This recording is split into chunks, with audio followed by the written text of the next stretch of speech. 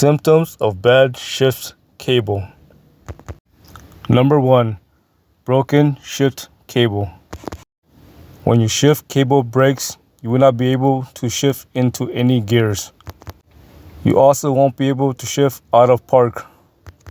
Another thing you will notice is that when you're shifting gear and you see the indicator lights changing on the dashboard, you'll notice that the gear selected will have 0 response.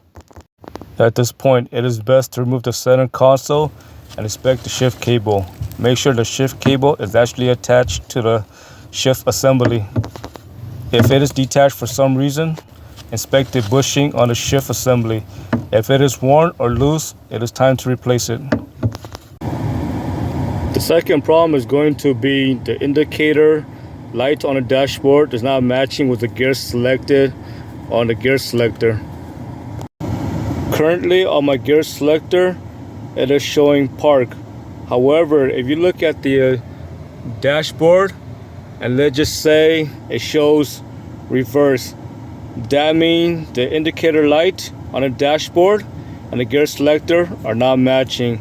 So when this occurs, the most likely problem is going to be a stretch shift cable. So when that happens, it is time to replace it. Also, another possibility could be a bad bushing on the shift cable assembly. When that is broken or worn, that must also be replaced. In addition to that, you want to make sure the shift cable going to the transmission is also attached. And for some reason, if the nut became loose, then that would also cause the indicator light on the dashboard and the gear selector to be mismatched. So the next common problem is going to be the car starting in different gears beside park. Let's just say, for example, let's just say you have this gear, the shift knob, let's just say it's in reverse.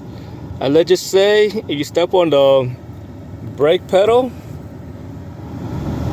and your vehicle starts in reverse, that means the shift cable is worn and must be replaced. What I consider this to be extremely dangerous because number one, when you think you're in park, you're not actually in park, and your car can actually start. It can cause your vehicle to lunge forward, and you can hit something like the wall or something. This is why you must replace the shift cable. Another sign is unable to turn off your vehicle. Let's just say you want to turn off your vehicle, but let's just say you're unable to turn off your vehicle, especially when it's in park. That's also a sign that maybe your shift cable must be checked out.